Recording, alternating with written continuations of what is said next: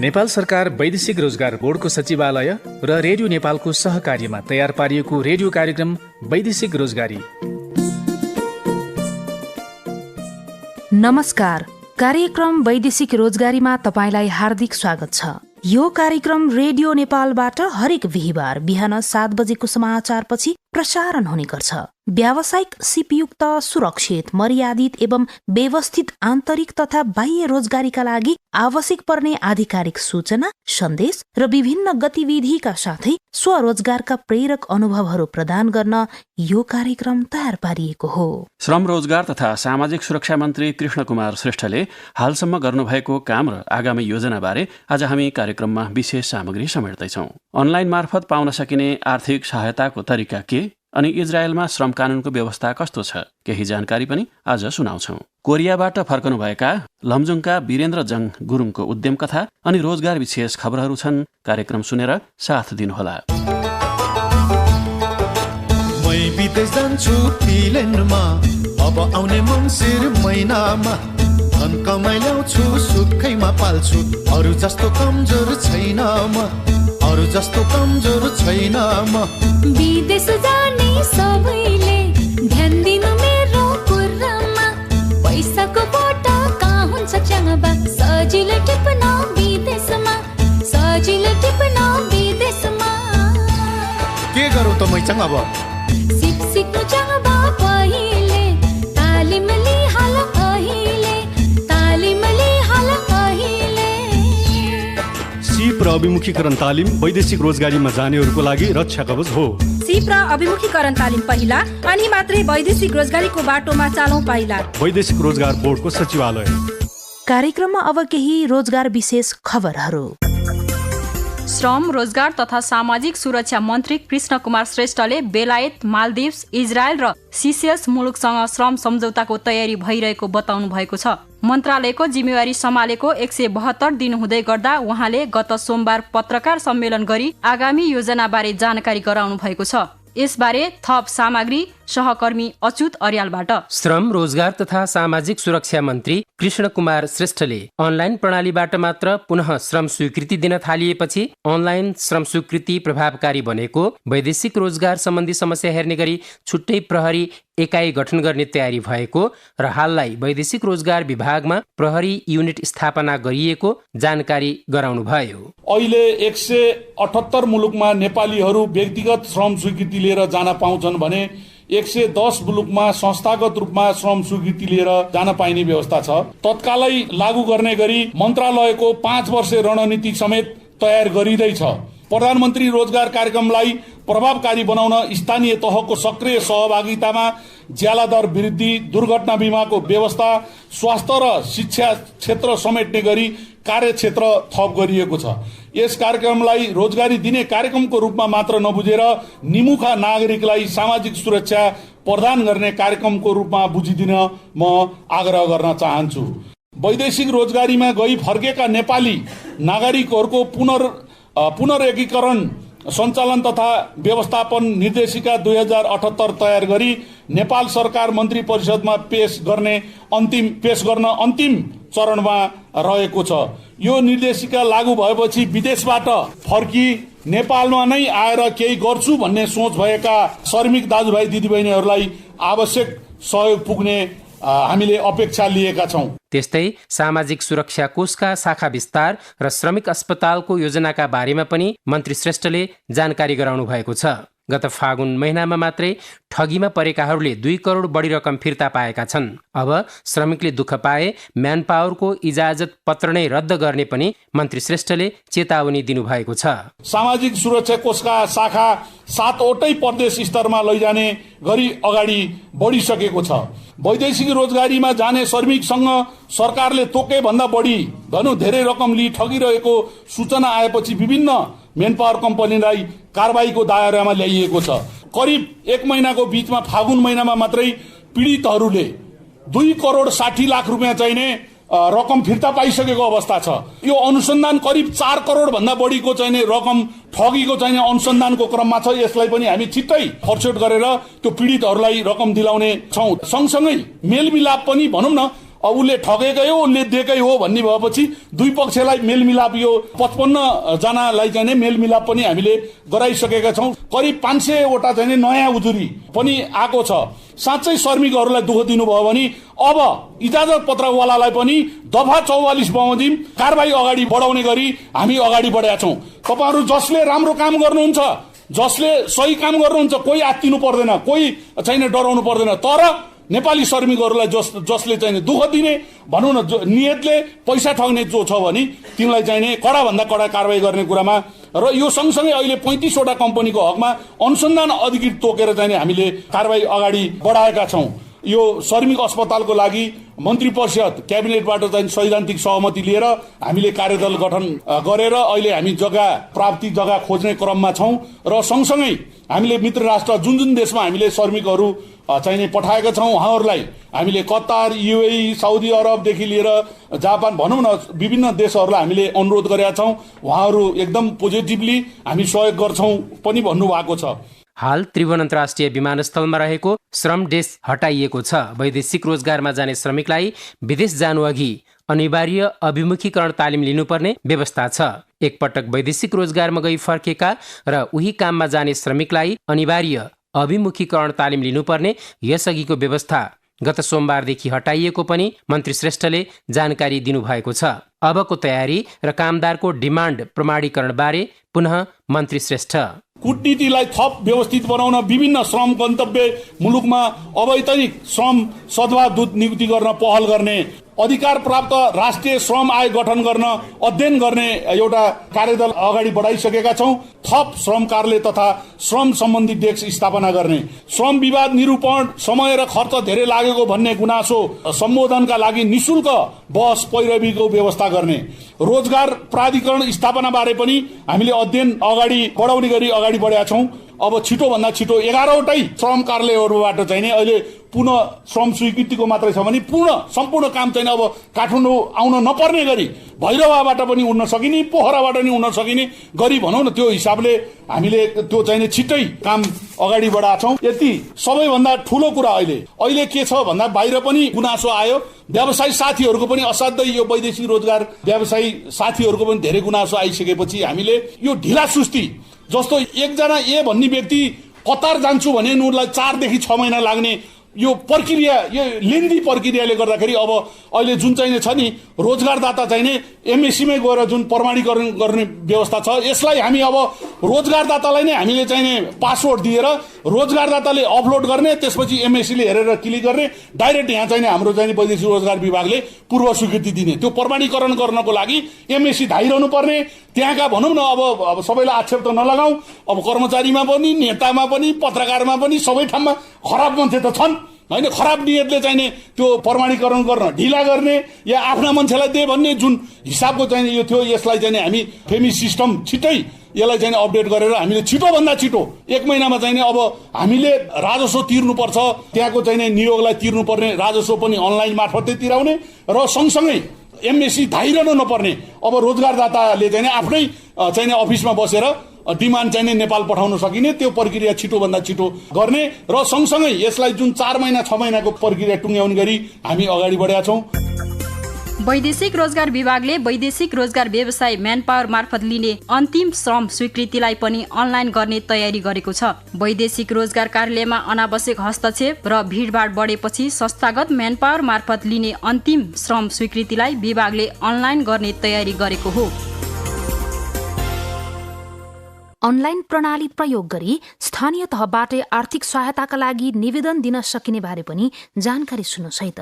वैदेशिक रोजगार बोर्डले विदेशमा मृत्यु वा अङ्गभङ्ग भएका श्रमिकका परिवारलाई दिइने क्षतिपूर्ति प्रक्रिया अनलाइन प्रणालीमा ल्याएको छ। अब वैदेशिक रोजगारमा गएका श्रमिकको विदेशमा मृत्यु वा अङ्ग सहायता वा क्षतिपूर्तिका लागि परिवारले स्थानीय तहबाट नै तोकिएका कागजात सहित अनलाइन प्रणाली मार्फत आवेदन दिन सक्नेछन्। आवेदन दिइसकेपछि बोर्डले सम्बद्ध परिवार सदस्यलाई बैंक खातामै भुक्तानी दिनेछ। वैदेशिक रोजगारीमा जाँदा तपाईलाई विभिन्न अवस्था जस्तै यात्रा गर्दा, गन्तव्य स्थानमा पुगेपछि एवं कार्यस्थलमा स्वास्थ्य सम्बन्धी थुप्रै जोखिम आइपर्न सक्छ। यस्तो अवस्थामा सर्ने तथा नसर्ने रोग, पेशागत दुर्घटनाका कारण चोटपटक, अङ्गभङ्ग, अकाल मृत्यु, हिंसाको शिकार हुन सक्नुहुन्छ। तसर्थ तपाईँ वैदेशिक रोजगारीमा जानु पूर्व स्वास्थ्य सम्बन्धी उपायहरू याद गर्नु उचित हुन्छ। सधैँ नेपाल सरकारले तोकेका प्रक्रिया पूरा गरेर मात्र जाने गरौं। आफूले हस्ताक्षर गरेको सम्झौता पत्रमा स्वास्थ्य बीमाको प्रावधान बारे निश्चित गर्ने गरौं। कुनै औषधि तथा उपकरणको प्रयोग गर्ने गर्नु भएको छ भने आफूलाई जाँच्ने डाक्टरसँग परामर्श गरी आवश्यक थप औषधिको व्यवस्था गर्नुहोस्। गन्तव्य देशका विभिन्न रोग बारे जानकारी लिनुपर्छ। आवश्यक परे तोकिए बमोजिम खोप लिनुपर्छ। यात्राका क्रममा आइपर्न सक्ने स्वास्थ्य जोखिम कम गर्न स्वस्थकर खाना, सफा र सुरक्षित पानी तथा व्यक्तिगत सरसफाइमा ध्यान दिने, संक्रामक रोगहरू जस्तै टीबी, रुगाखोकी र झाडा पखलाबाट बच्ने उपाय अपनाउने, गन्तव्य मुलुकमा स्वस्थकर खाना खाने, सफा र सुरक्षित पानी पिउने, औलो तथा डेङ्गीको उच्च जोखिम भए बच्ने उपाय अपनाउने, उच्च तापक्रममा काम गरी एसी चिसो बनाएर नसुत्ने, स्वस्थकर व्यवहार अपनाउने, धूमपान तथा मद्यपान नगर्ने, असुरक्षित यौनजन्य क्रियाकलाप नगर्ने, नियमित व्यायाम गर्ने, दिनमा थोरैमा पनि 8 गिलास पानी पिउने, सडकमा हिँड्दा सधैँ ट्राफिक नियम पालना गर्ने, काम गर्ने स्थानमा उल्लेखित सुरक्षा नियमको पालना गर्ने, सम्भव भएसम्म विदेशबाट फर्किँदा पनि स्वास्थ्य जाँच गराउनुहोस्। त्यसो गरे विदेशमा रहँदा तपाईलाई कुनै रोग लागेको भए त्यसबाट तपाईँ र तपाईको परिवारलाई समयमै सुरक्षित बनाउन सजिलो हुन्छ।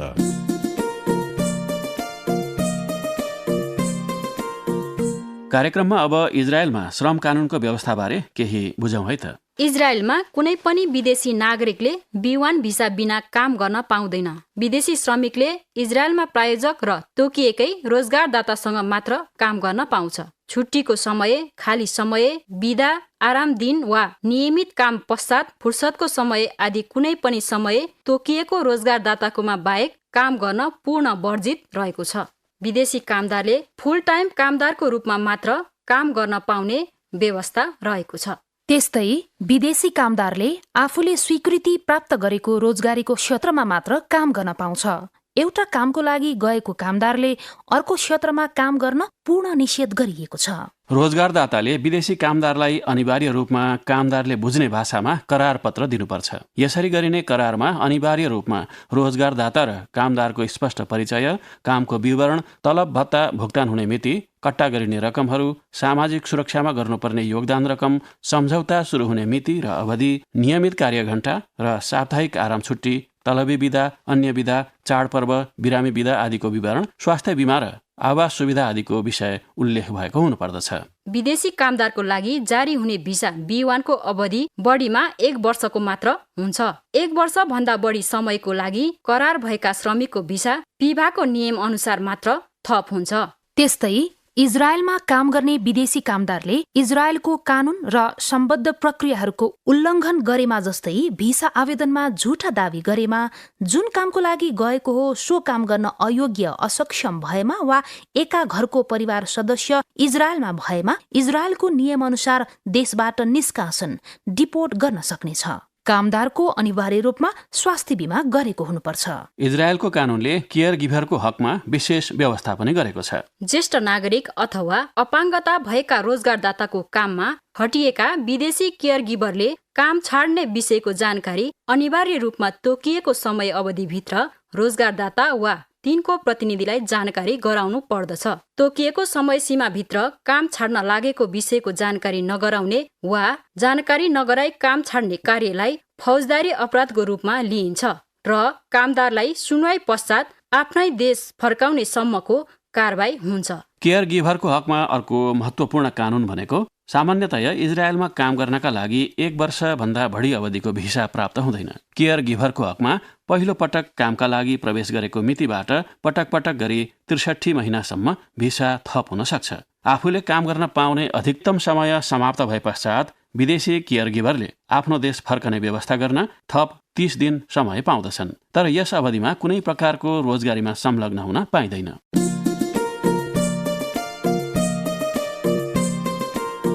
कार्यक्रमको अन्तिममा अब उद्यम कथाको पालो। आज हामी कोरियाबाट फर्किनु भएका लमजुङका वीरेन्द्र जङ गुरुङ कसरी उद्यमी बन्नुभयो, उहाँको सफलताको कथा सुनाउँदैछौँ। इस्वी सम्बत 2008 डिसेम्बरतिर साउथ कोरिया गएँ। वस्तु उत्पादन गर्नको लागि रेडी बनाउने छाला कम्पनीमा गएको। बाख्रा फार्म सञ्चालन गर्दैछु। त्यही 60-70 सानो ठुलो गरेर छुट्टै छुट्टै ठाउँमा गर्दा टोटल जग्गा हाम्रो 30-35 रोपनी जति छ। बोका चाहिँ 50% बोर भनेर मैले 50% र खरी बाख्रामा, लोकल बाख्रामा त्यो गरेको छु। आम्दानीले आफू सन्तुष्ट रहेको बताउने गुरुङले कसरी सुरु गर्नुभयो व्यवसाय र लगानी अहिले कति पुर्याउनु भएको छ त? मैले 20वटा माउबाट सुरु गरेको, बढ्दैछ। खोरको क्यापेसिटी 150-200 जतिको क्यापेसिटी छ। त्यो क्यापेसिटी अनुसार चाहिँ पुर्याउनु मेरो चाहिँ लक्ष्य छ। संरचनाको लागि 13-14 लाख जति लगानी भयो। पुर्ख्यौली ठाउँ र पछि फर्किएर आउँदाखेरि आफू बस्ने ठाउँदेखि लिएर हरेक कुरा गर्दाखेरि कोरियाको कमै करिब 20 लाख जतिको लगानी चाहिँ मैले गरिसकेको छु र बिस्तारै बिस्तारै आम्दानी पनि हुँदै गर्दा सन्तुष्टि नै छु। कोरियाको कमाई केही जम्मा गरेको र मेहनत गर्ने बानी पनि सिकेको बताउने गुरुङलाई तपाईँ पोखरा बस्दा बस्दै किन पुग्नु भयो त पुर्ख्यौली खेतीपातीमा भन्ने जिज्ञासा राख्दा उहाँ भन्नुहुन्छ, अर्काको देशमा सधैँ गर्नुभन्दा आफ्नो देशमा केही लगानी गरेर आफै मालिक आफै कामदार बन्न सकिन्छ भने गरौँ कि भन्ने सोच र भाग्य चाहनाले फेरि यही ठाउँमै फेरि आउन आफू जन्मेको ठाउँमा गर्न लेखिरहेछ। कुन व्यवसाय गर्ने होला, पोखरातिर नै केही गर्नुपर्छ कि जस्तो लागेको थियो। अब गाउँमा पनि अब बाँझो भएको जग्गालाई सदुपयोग गरौँ, आफू पनि केही स्वरोजगार हुन्छ भन्ने कुराले म यो क्षेत्रमा लागेको। उद्यम गरेपछि बजार महत्त्वपूर्ण हुन्छ। बजारको अवस्था चाहिँ के छ त भन्ने प्रश्न गर्दा उहाँ भन्नुहुन्छ, बजारको के कुरा भएर यहीँबाट बिक्री हुन्छन्, माग धान्नै सकेका छैन। बजार त तपाईँको लोकल खसी बोका घरमै लिन आउँछ। घर फेरि तल नगरपालिका वार्डमा छ, होममा पर्छ। दाइहरू सबै उतै तलै हुनुहुन्छ। वहीँ अब कहिले काटेर खाने, कहिले इष्टमित्रलाई चाहियो भने खोजिदिने भन्ने कुरा हुन्छ। त्यो बजारको आवश्यकता चाहिँ छैन। माग अनुसार पूर्ति गर्न सकिएन। माग जति पनि छ, बजार जति पनि छ भने भरपर्दो व्यवसायमा ऋण आदि गरेर पनि लगानी बढाउन सकिएला नि भन्ने जिज्ञासामा उहाँ भन्नुहुन्छ, ऋण दिनेले पनि पत्याउने हुनलाई पहिले आफै मजबुत हुन पर्यो नि। आफ्नो भावी योजना समेत बताउँदै उहाँ भन्नुहुन्छ, स्याहार सुसार गर्नै पर्यो। थोरैलाई गरे पनि गर्नै पर्छ, धेरैलाई गर्ने पनि गर्नै पर्छ। त्यतापट्टि पनि विचार चाहिँ गरिरहेको। नगरपालिकाबाट मैले 2 लाखको अनुदान दियो मध्य नेपाल नगरपालिकाले। आफू मजबुत भयो भने माग्ने ठाउँमा पनि केही हुन्छ भन्ने कुराले म अलिकति आफू मजबुत बन्ने कोसिस गर्दैछु। पहिला योजना चाहिँ फार्मको वरिपरि मौरीको घारहरू पनि 10-12वटा जति छ। फार्मदेखि तलपट्टि 8-10 रोपनीको जग्गा छ र सिँचाइको व्यवस्था गरेर एउटा टनेल हालेर यो मललाई सदुपयोग गर्ने सोच चाहिँ गरिरहेको। आफूहरू त स्वरोजगार हुनुभयो, अरूलाई पनि रोजगार दिनुभएको छ कि? अनि तपाईँको संरचना खोरहरूको क्षमता अनुसार बाख्रा पालन गर्ने हो भने त्यो बेलाको हिसाब किताब चाहिँ कस्तो हुन्छ होला त भन्ने जिज्ञासामा अहिलेको आम्दानी समेत बताउँदै उहाँ भन्नुहुन्छ, 2 जनाले चाहिँ अहिलेसम्म भ्याइराखेको छौँ। कामदार चाहिँ राख्ने चाहिँ सोच गरेको। पाउना चाहिँ गाह्रो रहेछ। इन्कम धेरै भएर तलब नि त्यही अनुसारले दिन पायो भने चाहिँ कामदार पनि खुसीले बस्ने हो। बिहानदेखि बेलुकासम्मको काम हुन्छ होइन, फार्मको काम। कम तलबमा नबसेको हो कि नपाएको हो, सुरु नै हो। आफूलाई खर्च गर्नको लागि आवश्यक पुगेको छ। यसपालि चाहिँ बोका मात्रै बेचेर 3.5 लाख जति कमाए। मैले बनाएको संरचना पुरै भरेर राख्ने हो भने 150वटा बाख्राले 150वटा पाठा र पाठी पायो भने 300 भयो। आधा पाठी भयो भने 150 नै बेच्ने हो भने अहिलेको लोकल बोकाको दर रेट हेर्ने हो भने त्यसले हिसाब गर्नु। योभन्दा 3 गुणा भन्दा नि अझै बढी हुन सक्छ। लक्ष्यमा पुग्ने कोसिस चाहिँ गर्दैछु। आफूले यहाँ उद्यम गरेपछि विदेशमै हुने साथीहरूले पनि राम्रो भनेको उहाँ बताउनुहुन्छ। विदेशमा काम गर्दै गर्दा केही लगानी गरी स्वदेशमै स्वरोजगार हुने बारे केही सोचाइहरू आउँदो रहेछ कि भन्ने जिज्ञासामा उहाँको भनाइ छ। विदेशमा जाँदाखेरि चाहिँ यस्तो कार्यक्रमहरूले धेरै प्रेरणा दिँदो रहेछ। किनभने उनीहरूसँग लगानी गर्ने पैसा हुन्छ। विदेश बस्दा बस्दा वाक्का भइसकेको हुन्छ। नेपालमै के गर्छु भन्ने सोच भएको हुन्छ। अर्काले गरेको सफलताको कुराहरू सुन्दाखेरि चाहिँ के गरौँ म नि गर्छु भन्ने चाहिँ उत्प्रेरणा चाहिँ हुँदो रहेछ। कोरिया बसेको कोही साथीहरू वहीँ हुनुहुन्छ, कोही अस्ट्रेलिया हुनुहुन्छ, कोही युके जानुभयो त्यतैबाट। साथीहरूले चाहिँ तैँले चाहिँ राम्रो गरेछ, पैसा त छ, हामीसँग त्यो आइडिया छैन, हामी त खोइ के गर्ने होला भन्छ। विदेशमा काम गर्दा सुख दुःखका बीच पैसा मात्र कमाइने होइन, अरू कुरा पनि सिकिन्छ, जानिन्छ भन्छन्। तपाईँले चाहिँ कोरियामा खास के सिक्नुभयो त भन्दा उहाँ भन्नुहुन्छ, विदेश जाँदाखेरि अझै भन्नुपर्दा कोरियाको रुल्स चाहिँ टाइमको भ्यालु र कामले गर्दाखेरि बानी पनि हुँदो रहेछ। यहाँ नेपालमा आइसकेपछि चाहिँ के हुँदो रहेछ भने आफ्नो इच्छा लक्ष्य भएपछि जसै परिस्थिति पर्दा पनि काम गर्नु मन लाग्दो रहेछ। त्यो मेरो अनुभव चाहिँ त्यो हो। कोरियाले धेरै कुरा सिकायो। कोरियाले आत्मनिर्भर बन्नुपर्छ। कोरियनले भन्थ्यो 1980 को दशकमा हामी कुवेत गएर आएको, कुवेत गएर जान्थ्यौँ, कुवेतमा हामीले ट्याक्सी चलाएर बस्यौँ, धेरै दुःख पायो, तिनीहरू पनि राम्रोसँग कमाएर जा, आफ्नो श्रीमती बालबच्चासँग सँगै बस्नु पाउँछ भनेर एउटा ट्याक्सी ड्राइभरले मलाई भन्यो कि सबैभन्दा टाइम र डिसिप्लिनको पार्ट चाहिँ सिकायो कि पैसाको महत्त्व बुझ्नुपर्छ, लगानी गर्नुपर्छ भन्ने चाहिँ सिकायो। केही लगानी गरेर बजार बुझेर आफूलाई रुचि भएको उद्यममा मेहनतपूर्वक लाग्ने हो भने स्वदेशमै पनि केही गर्न सकिने वीरेन्द्र जंग गुरुङको अनुभव छ। लगानी गर्ने पैसा छ भने नेपालमा आफू लागि परेपछि जुन काम हो त्यस कामको लागि दृढ भएर लाग्नुपर्छ। कामलाई लगातार परिश्रम लगाएर काम गर्ने हो भने चाहिँ नेपालमा सकिन्छ।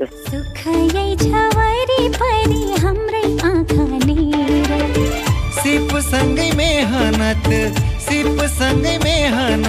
गरौँ बहेर, सिपसँगै मेहनत गरौँ बहेर, सिपसँगै मेहनत गरौँ बहेर, सिप सिकौँ दक्ष बनाऊ। वैदेशिक रोजगारी कार्यक्रम सुनेपछि तपाईलाई केही भन्न वा सोध्न मन भएमा श्रम कल सेन्टरको 1141 निशुल्क फोन गर्न सक्नुहुन्छ वा मोबाइल नम्बर 9886 462508 पनि सम्पर्क गर्न सकिन्छ। यो कार्यक्रम वैदेशिक रोजगारी रेडियो प्रोग्राम युट्युब च्यानल र वैदेशिक रोजगारी एपबाट पनि सुन्न सकिन्छ। सुनेपछि भन्न मन लागेका कुराहरू हामीलाई टिपाउन नबिर्सिनुहोला।